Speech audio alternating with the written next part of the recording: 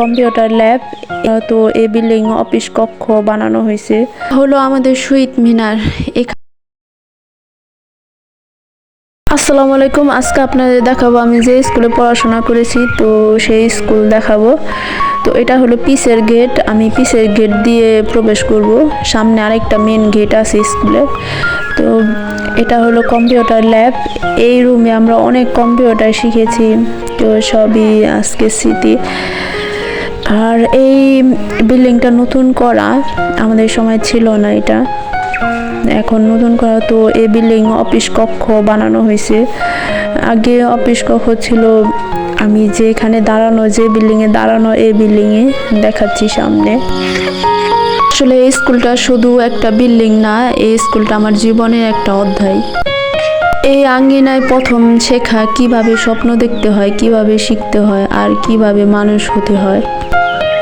এই বিশাল বড় মাঠ এবং ক্লাসরুমগুলো আজও সাক্ষী আমাদের হাসি, দুষ্টুমি, পরীক্ষার আগে ভয়, আর রেজাল্টের দিনের আনন্দ। তো আমাদের সময় এই যে এটা ছিল অফিস কক্ষ, তো এখন ওই নতুন বিল্ডিংয়ে অফিস কক্ষ বানানো হয়েছে।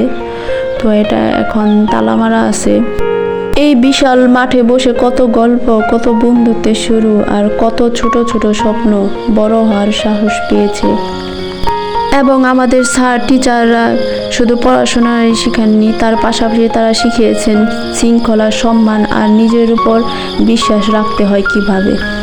এবং এই বিল্ডিংটা তিনতলা করা হয়েছে, আমাদের সময় ছিল না এই বিল্ডিংটা।